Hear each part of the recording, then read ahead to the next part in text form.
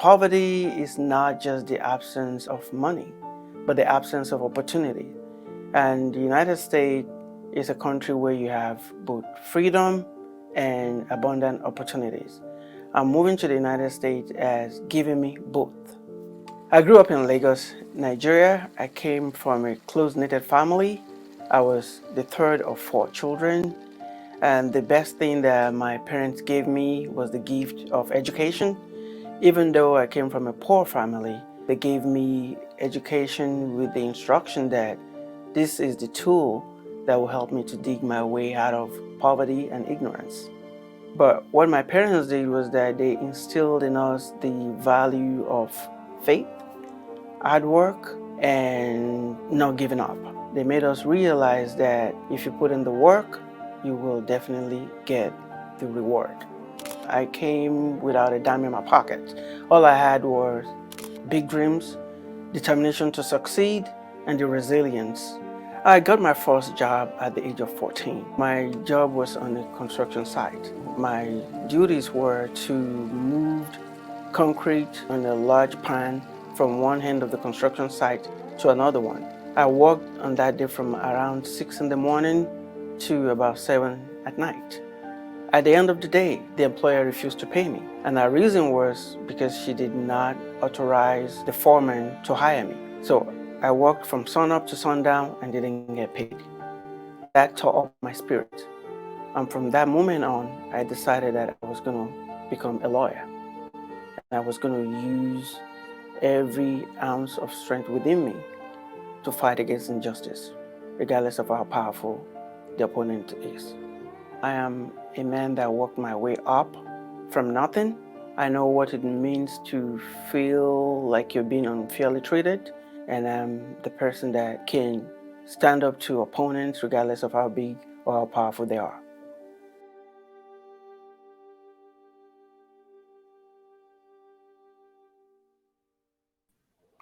Welcome to this episode of Legal Angle with Emmanuel, the Law Olawale. My guest today is Betty Aquino. She is the Vice President of Business Development at Catiga, based in New York. Welcome to the show, Betty. Thank you so much for the warm welcome. Appreciate it. Thank you. Can you tell us more about yourself and what you do? Absolutely. So I am a vice president with Cartiga, responsible for business development on a national platform, which is in litigation finance. Okay. And when you say litigation finance, what do you mean? So I work directly with lawyers, contingency fee lawyers in particular, who are looking to get access to capital, whether that be to grow their law firm, to take it from one step to the next step, one level to the next level, or whether that be for case funding. Different clients have different needs, and Cartiga and myself, we find ways, solutions to meet attorneys where they are.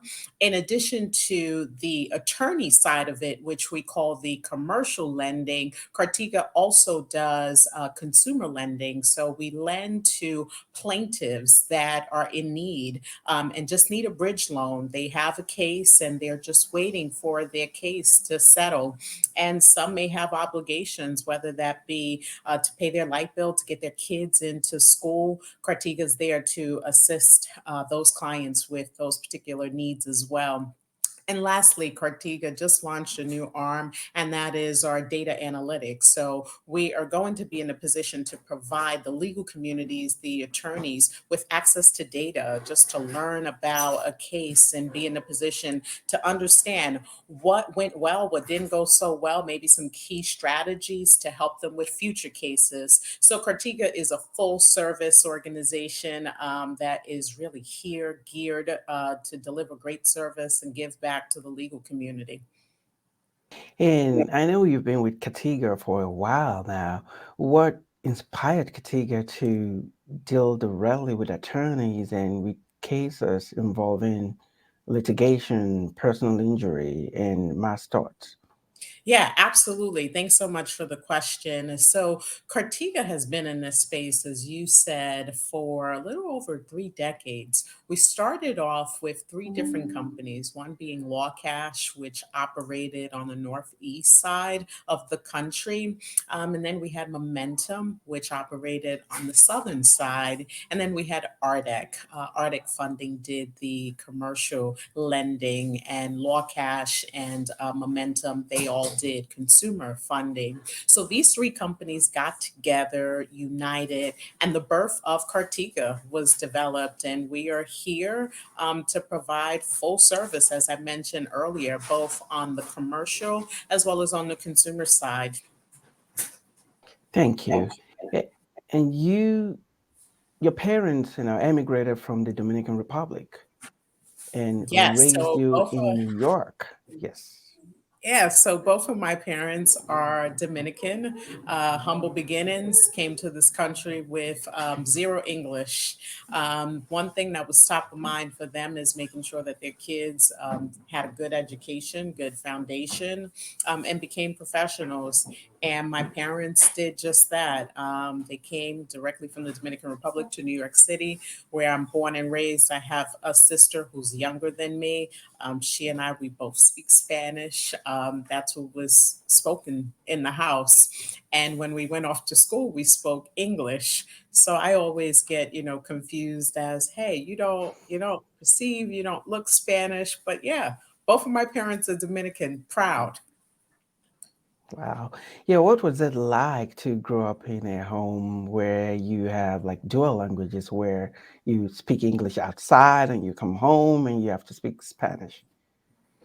Well, growing up, it wasn't fun. I didn't see it as added value. For me, it was, man, this is just a lot of hard work. At home, I have to speak Spanish to my parents and eating rice and beans, the great food. Back then, it wasn't great food. I wanted to eat McDonald's all day long. And as you grow up, right, and you start to appreciate culture, you realize how blessed you are. And my vacations each summer was going back home to the Dominican Republic. And I just thought everybody did that.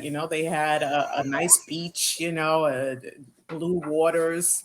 I didn't know. So how was it growing up was totally different than what I appreciate today. The food, the culture, the music is who I am. It's what shaped me to be who I am today, the mom who I am today, the wife, the professional who I am today. I can take a scenario, a conversation with someone across from me and meet them where they are because of the diversity that was instilled at a young age. You get to appreciate that the world has many colors, and we got to enjoy all of those colors because they all provide a different level of flavor and spice. Hmm. Wow, interesting. You didn't realize that you were accumulating culture capital while being raised by your parents. So, Can you believe what that? was I had it? no idea. So, what was it like to grow up in the Bronx? So, a slight correction. I was in Harlem, born and raised in Harlem, Harlem Hospital, went to school in Harlem, left New York to go off to college. That's when I left New York and then came right back to New York. So, a diehard, New Yorker. How was it? I was born in the 80s, raised in the 90s, and in the streets of New York in the 90s, it was a really tough place, but you learn integrity, you learn honesty, you learn hustle, and you learn how to work hard. That's what New York has taught me. And when you put in the work, the reward does come and it does follow. Hmm. And you went to high school in Harlem as well? Yes, I did. I went to the Girls Choir of Harlem, but I can't What was sing that like? nothing. I don't know why those people chose me because it was an audition process. And Emmanuel, I went to the audition and I knew I wasn't going to get in. I just said, "Hey, my teacher recommended it. Let me go out and do it." I did really well. I was also part of, the performing choir, so I got to sing at places like Carnegie Hall. know a thing or two about opera. People would never know this, but yeah, that was my high school experience. We did talent shows. We had to rehearse. We had to put in the work. So I don't know. From a very little age, I knew that if you wanted to be someone, you had to put in the work, no Mhm. matter what you did. Then you went up to college to study accounting. Why accounting? Yeah. So the reason I chose accountant, my mom went to school to be an accountant. My uncle, who's my favorite uncle in the world, he's in the Dominican Republic. He's still there. He's an accountant. He has his own business. And they made it look really easy. And I said, you know what? Um, I would be a businesswoman. And that's why I chose accounting. My mom's a teacher. All her aunts and I call them my aunts too. They're all teachers. So I was destined to be a teacher, but I said, nah, these ladies, they're coming home, their heads are hurting, and it just doesn't seem like fun. So I went the other route and followed the accounting route. And it worked out for me. It did, it seems like you were fulfilling your mom's dream and you're continuing the journey where she left off. And then you went to Johnson and Wales. What was that like, being away from home? So Johnson and Wales was a great experience. Johnson and Wales is known for their culinary program. I went to Providence, Rhode Island, and as I said, did the whole accounting thing. So I was on their downtown campus, and it was my first time experiencing diversity to that magnitude. Born and raised in New York, you only see people that look and sound like you. So when I went off to Johnson and Wales University, it was just an incredible moment. I got to meet some incredible people who I'm still in contact with. And we grew up together from a professional standpoint. So it was really a great experience. Thank you. So you recommend Johnson and Wales to any aspiring student who is thinking of college? They say Jay Wu lives forever. So, yes. Then, you had your accounting degree and you decided to go into banking. How did you get into banking? Life has a way of presenting things to you. And when we're going through it, we just don't understand it. But there's always a reason why. So the short story there is this: while in Rhode Island at Johnson and Wales University, I said, you know what? I'm going to go get a real estate license. And I went off, signed up, started the school, the curriculum, met some people. And while meeting people, I met this one individual who was the head recruiter for Citizens Bank. And Citizens Bank is headquarters in Providence, Rhode Island. And I always knew from the moment I drove up to Rhode Island, I said, I'm going to work for that bank. Didn't know how to, and it kind of, I forgot about it. But this man said, hey, I would love for you to come into an interview at Citizens Bank. I didn't own a pair of slacks. I didn't own a nice shirt, a suit, nothing. But I went out, got myself prepared, went to the interview, never got my real estate license, by the way, never. Go to this interview. I did really well. I'm still meeting people same day, not realizing that I'm passing the interview process. I'm asking myself, why do they have me here for so long meeting all these people? So naive. I didn't know. And from there, they wanted me on their team. And I started off in a call center for Citizens Bank selling home equity loans and lines of credit over the phone. That's how I started my banking career. Wow. So you had no one to mentor you, to show you the ropes, to tell you how the interview process was. You just had to figure it out yourself. I did. Coming from humble beginnings, as I mentioned at the top of our call, my mom, her main focus was getting her two girls off to college and getting them to be professionals. This is someone who, really believed in that, instilled in us. You be honest, you work hard, and good will come onto you. But navigating through corporate America was not my mom's strong suit. So here I am, new to this big company, big corporate culture, no mentor, no anything. But the one thing I had was a lot of heart, a lot of guts. And they said, hey, we want you to deliver X. So I knew I had to deliver X. Citizens Bank was great. They had a big sales engine whereby they poured themselves into their employees, and I took full advantage. I took full advantage of the program. I applied everything that they said was best practices. I did everything that they said to do, and the things they said stay away from, I did just that. Right. So 4 months into it, I got asked to move back to New York, which was my ultimate goal. And they said, hey, we're going to remove you from the call center and have you in a branch setting. I don't know what a branch setting is. They say, hey, we're acquiring a new bank in New York and we want you to be boots on the ground. I said, absolutely, I'll do it. I'm young, hungry, had no clue. So I finally get to the branch and I'm a banker, customer service. Had no idea that a banker was also responsible for new business development. Didn't even know what that was. But I knew that I had to deliver on what they were asking me to do. The branch manager at the time was just a super dynamic human being and really taught me everything that I knew about banking. I climbed up the corporate ladder very quickly while at Citizens Bank. Started off as a banker, then moved up to a regional manager where I had people reporting into my channel. And we were just taken over in a good way. I was top three in the company. My team was top three in the company. Things were really, really well. I enjoyed Citizens very much. It's near and dear to me. And believe Wow. it or not, I had to drive an hour to this branch from Manhattan because they had no offices in Manhattan.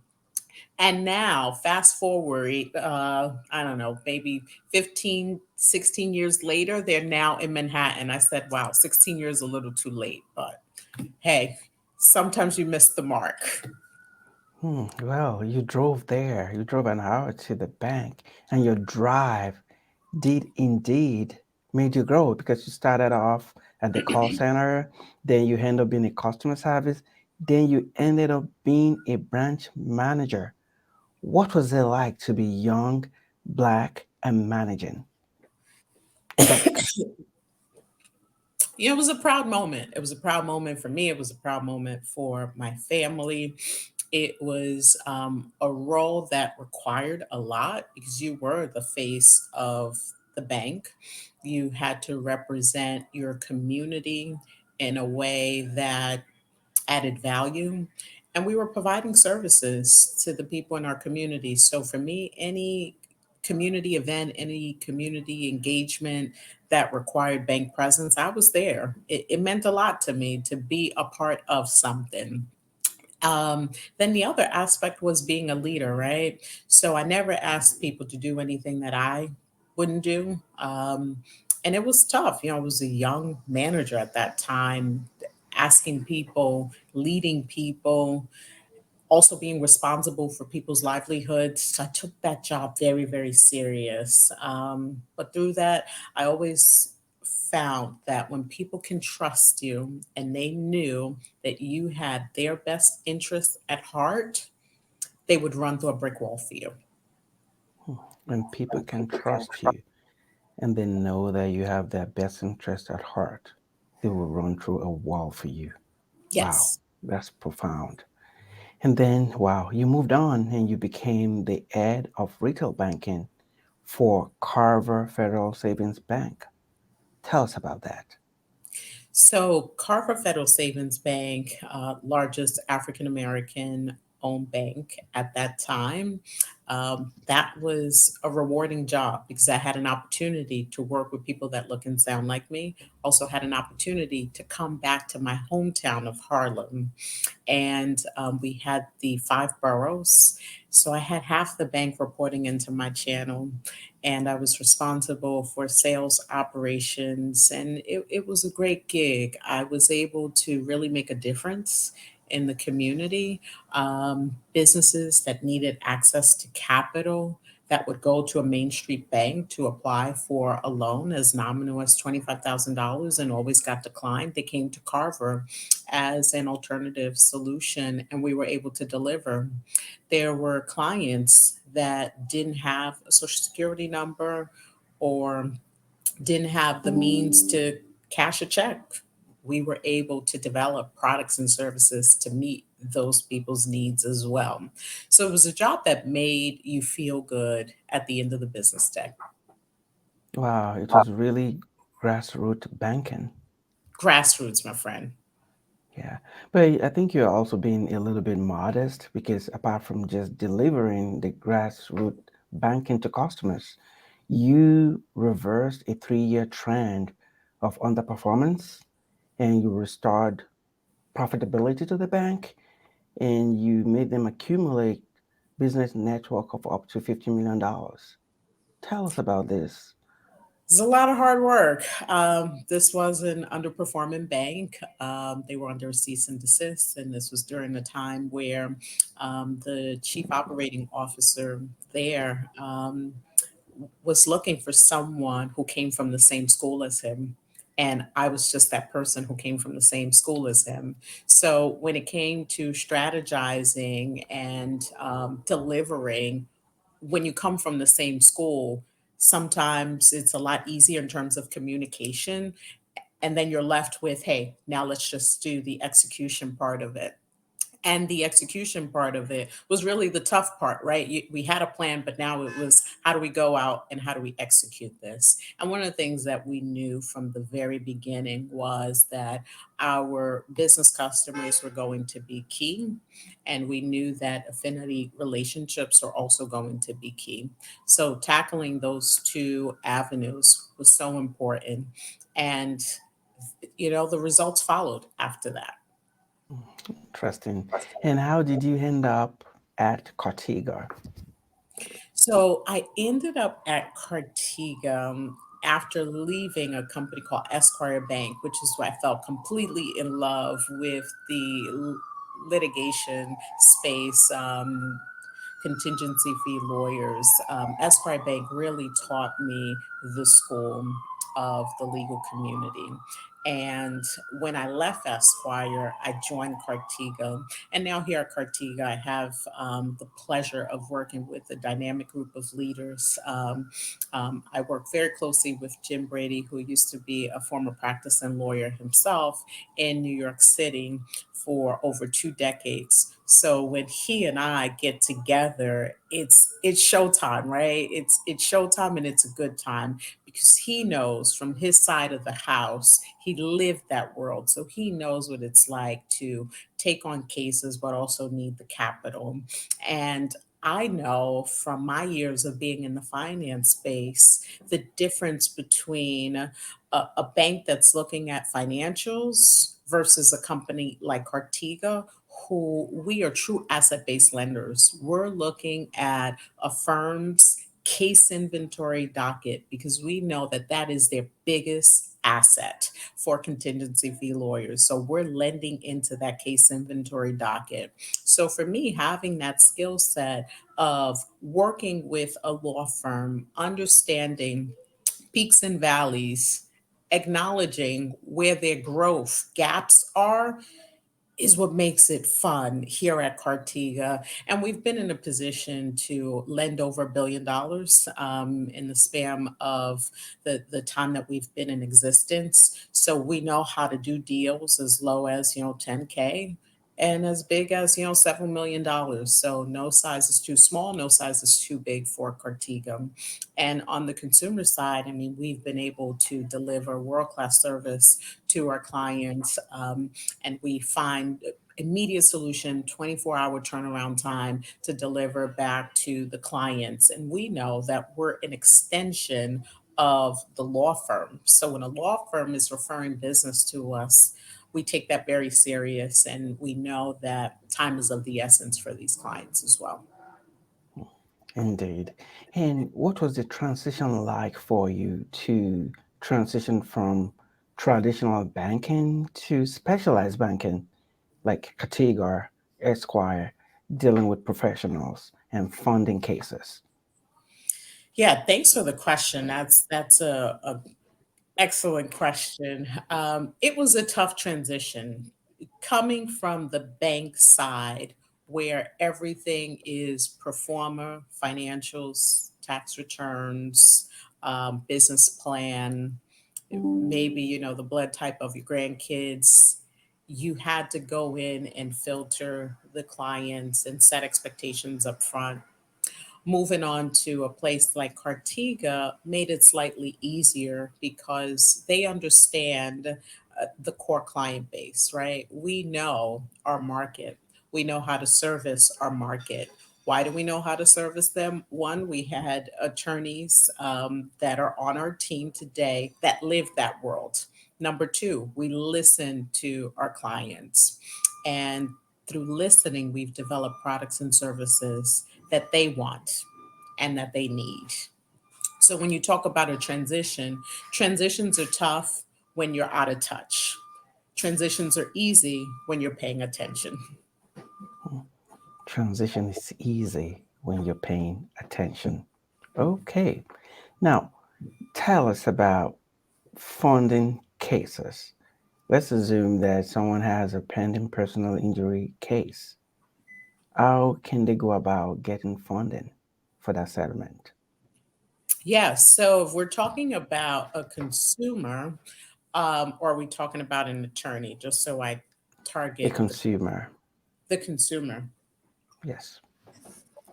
So if you're a consumer and you're looking for a company that is in the position to lend money to you, you're going to call Cartiga because Cartiga is going to deliver 24 hours. And we are going to work with the client as well as the law firm to obtain the support and documentation and work with that client. I'll share with you some of the feedback that we've gotten from our clients in doing this. I remember once dealing with a client that was on the brink of getting their light cut off, and they had kids, and this was during the holiday period. They called on a Tuesday right before Thanksgiving, which just recently happened. And we didn't have a relationship with the law firm. We immediately reached out to the law firm, got the law firm on board. The law firm delivered on their part with getting us acclimated with the case. We delivered back to the consumer, and that afternoon, that client had money to pay their light bill. That's what we call service. That's what we call bridging a gap and being a good business partner. So we made the law firm look good because the law firm now understands that we can deliver in a time frame that is reasonable and in a time frame that was expected for their client, right? Who was in a pinch. Thank you. How do you determine how much to loan a particular consumer? Yeah, another excellent question. We do what we call a loan to value based off the gross amount of the settlement. And we also look at the duration period, and that's based upon what the attorney tells us. So once we factor in those components, our underwriters, they have really good processing systems, and we can get the deal done immediately. And we can do it as low as $500 and as great as the LTV parameters. Thank you. Yeah, I know you talked about the gross settlement because this is a pending case. How is that determined since the case is not settled? What happens Lucky, in a situation? Right. yeah. Lucky for us, we've been doing this now for 3 decades. So if we see a similar case that we just did several months ago, we're able to put a soft projection gross settlement value onto that case. And that's how we're able to move forward. And most times, most law firms that we work with, they also know their estimated projected gross value. In the case. Oh, do you do credit checks? No, we don't. We're Okay. true asset based lenders. So we're, for the consumer, we're lending on the strength of their case. Okay. What happens in a situation where the case settles for less than the value of the case? or well, the estimated value of the case. Yeah, sometimes that does happen, Emmanuel, and it goes back to having a good relationship with the law firm. And we'll go in and we'll work with the law firm and the client so that the client does see some of the proceeds. So we've had scenarios like that. What we learned is if you nip stuff from the beginning, you avoid those tough discussions down the road, meaning we'll never have a client take out more than one, the attorney's recommendation, or two, that doesn't meet those parameters up front. Okay. Do you also fund or give loans to consumers or clients whose case, who have a lawsuit pending?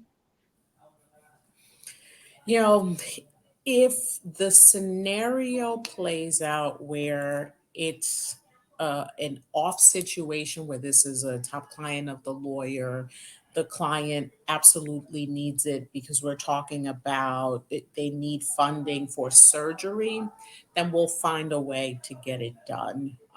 There's always exceptions that can be made.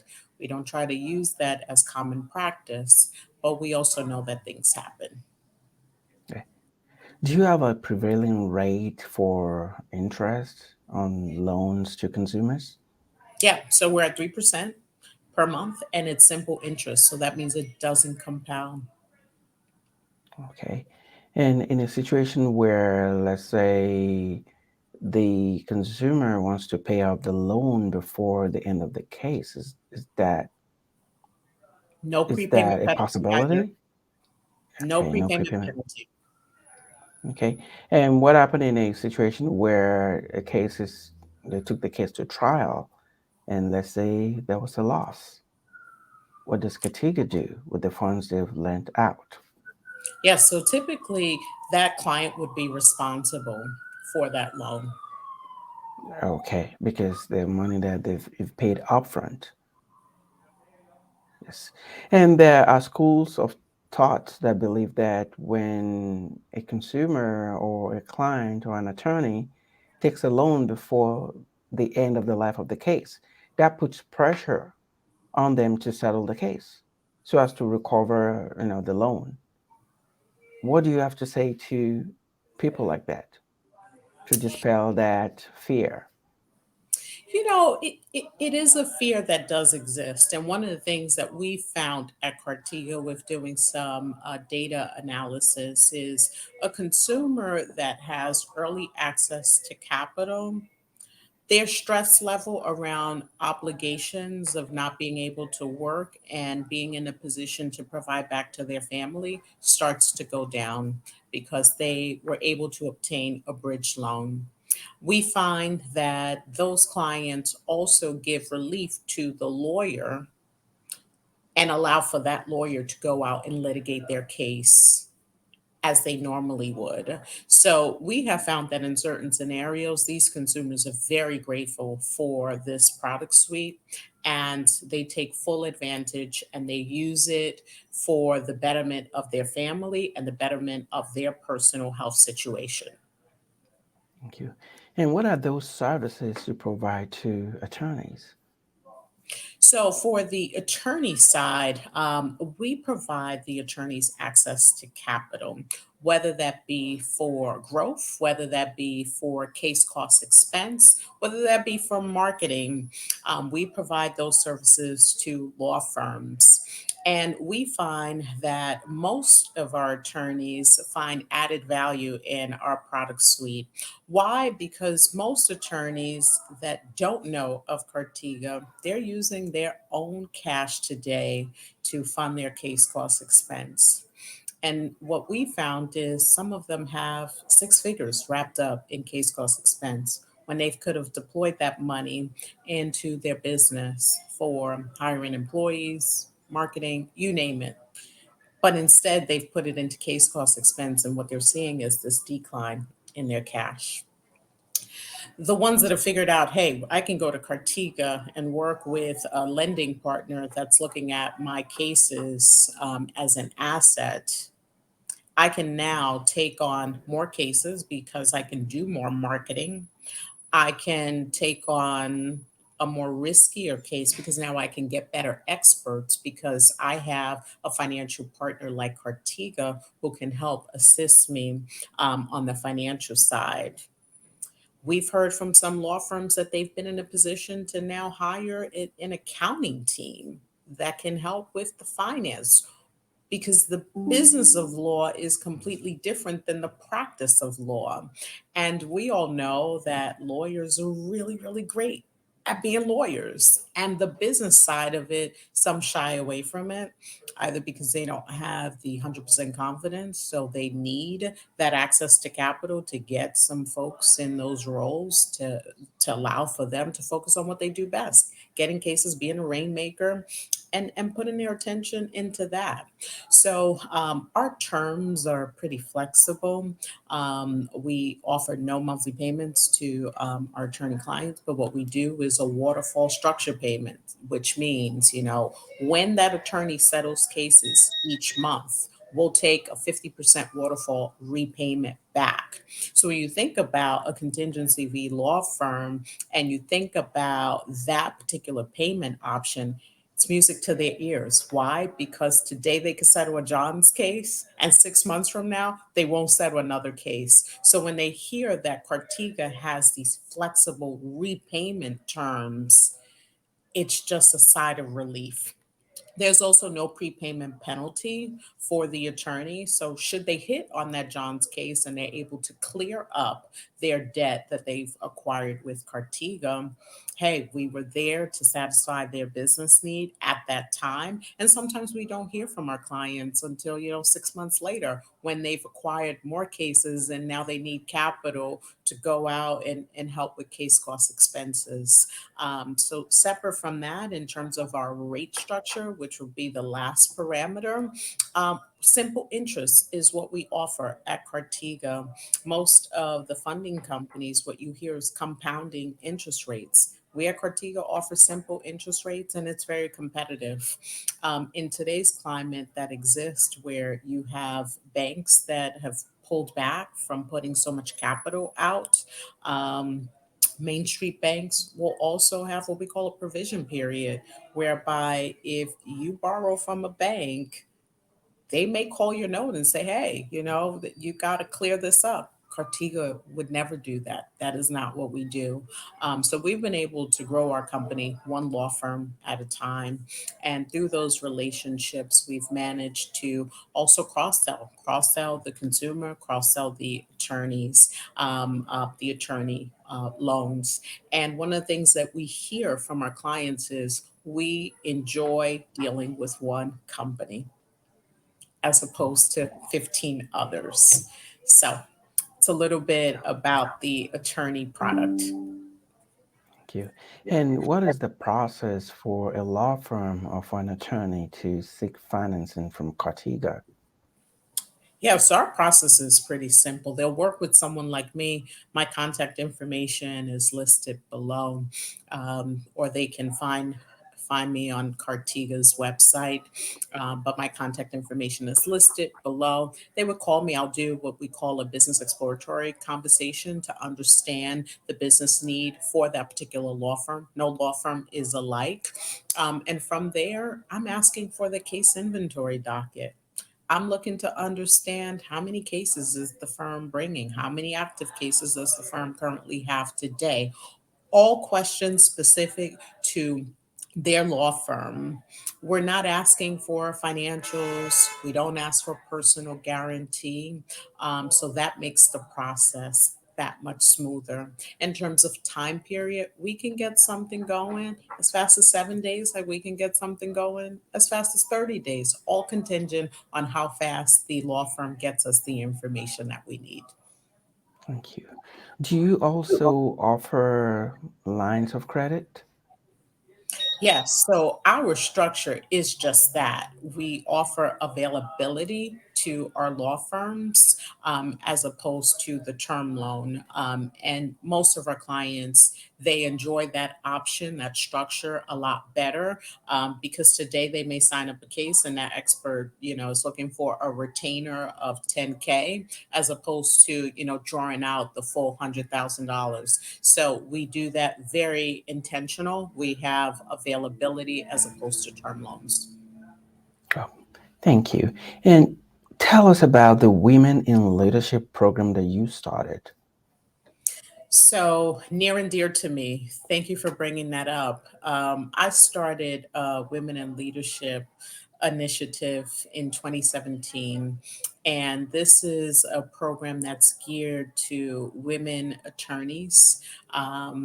And the other, professional that are in the market space as well. But the program is really geared to empower. It's a place where women come together to network, exchange ideas, and we come up with solutions to real issues that we're facing in the legal space today.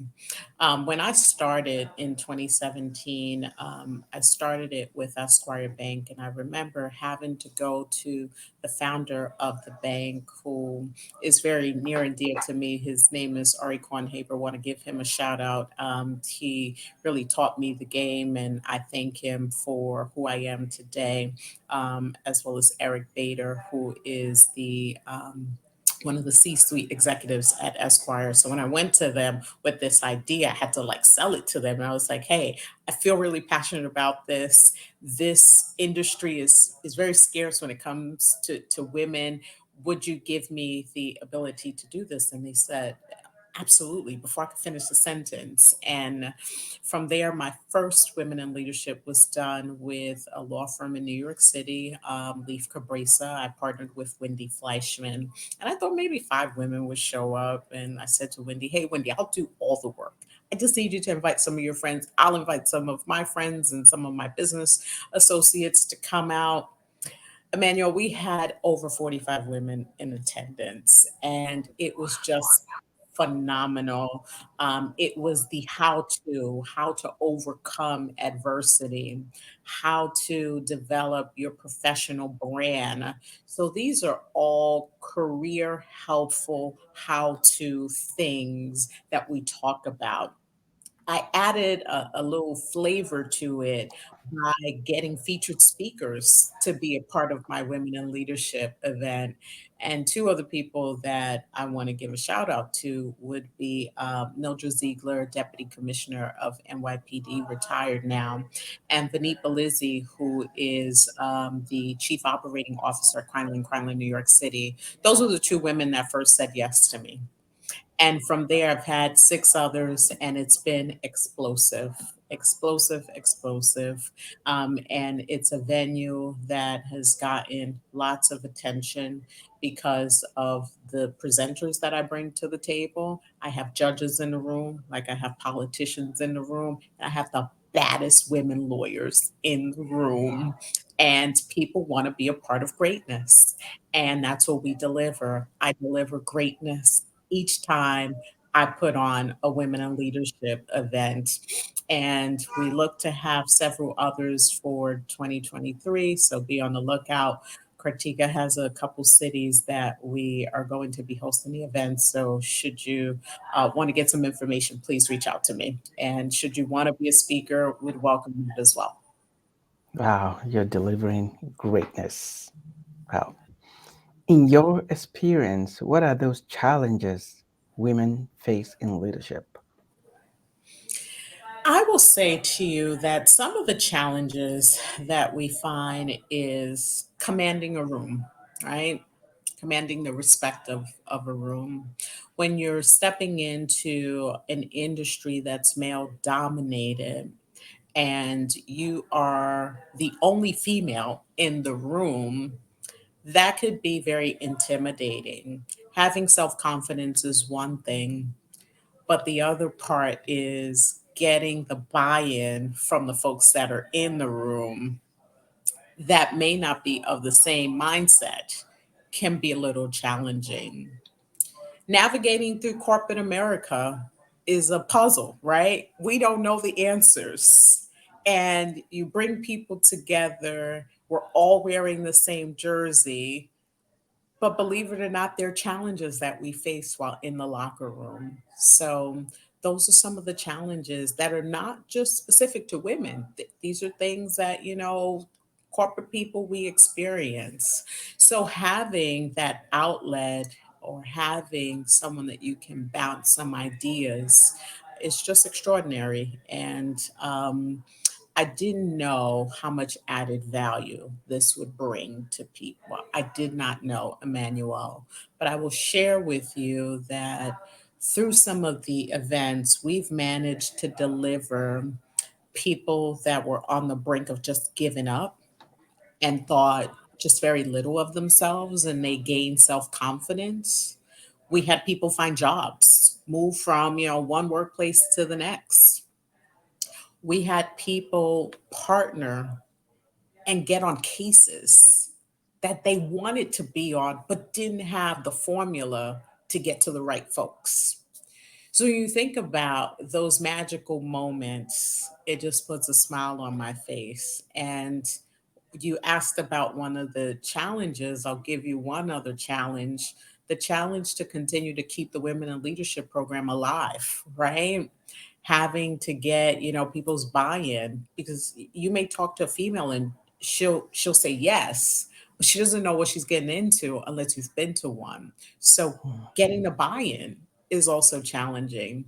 So those are some of the challenges. There are many others, but just to keep it concise. Thank you. And you have had a unique journey. You are the daughter of immigrants. You grew up in a home where you speak both English and Spanish. You are a dark skinned woman, and you've worked your way up to be in the boardroom, to be in C suites, to be a leader. What, what, what, what drove you? You know, what are those things that inspires you to be in that space? Because most oftentimes you don't see people who look like you in those spaces. For me, I always wanted to be a change agent because there are not enough people that look and sound like me in the boardroom. That in itself has drove me to want to be there and want to stay there. And I am of the belief that when you have a voice at the table, it allows for others that look and sound like you to share a seat at the table. Hmm. So you do your drive is to be the trailblazer. If you want to call it that, I just know that it gets lonely sometimes. Yes, it does. But when you see the output, meaning new hires that now look like you know you're doing something right. Hmm. Thank you. It What gives you advice? a little more confidence, a little more edge.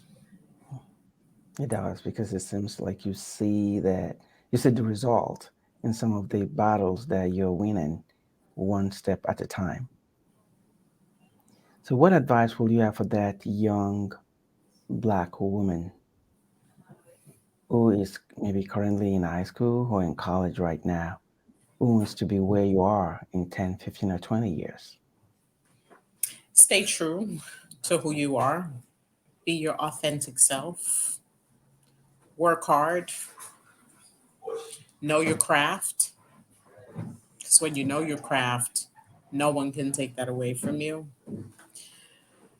Build relationships. Relationships are key. I know that I wouldn't be here today if it wasn't for the leaders that I've had. Cartiga in particular, Jim Brady is just an amazing leader. Shout out to him. He has allowed for me to be my authentic self. Then you got a group of, other executives at Cartiga who continue to promote, people like me to be at the forefront. You got Hal, you got Sam, who's on our board, then you got Charlie, who's our CEO. These are people that allow for me to be my authentic self. So to that girl who's in high school, try to find a Jim Brady at that moment in your life, right? Try to find a Charlie at that moment in your life where there's alignment, where you can learn, where you can grow, where you can watch, where you can mirror, so that the journey is not as difficult because you're listening and you're watching and you're not making those mistakes that I'm sure, Emmanuel, you and I, we've made, but the falls haven't been so hard because we've had, really good mentors. That's what I would Exactly. say to those young girls. Seek mentorship. Yes. And what does it mean to you? What does it mean for you to come on this show, Legal Angle? Well, it means a lot. And I thank you for this opportunity. When I met you and you gave this incredible speech about working hard, delivering great results, and your journey, there was an alignment. There was an alignment because you believe in working hard, you have integrity, and so do I. So for me, being on your platform was going to be rewarding. It's a moment where collaboration magic is happening. So I thank you for that. And I thank you for just being you. You are someone who is genuinely a nice human being. And it's all about your audience, delivering a good product, good content for your audience. So the fact that you found this topic to be of importance, that means the world to me. That means we caught your attention. Thank you.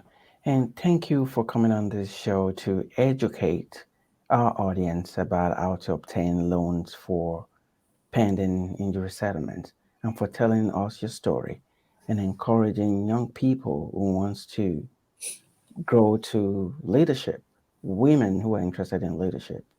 We really appreciate your time, your candor, and your advice. Thank you for coming on the show. Thank you. And for those of you either watching this as on YouTube or on Facebook or listening to it as a podcast, we thank you for your time. Until next time, stay blessed. Don't forget to subscribe to our YouTube channel, Facebook, and Instagram. See you next time. Bye for now.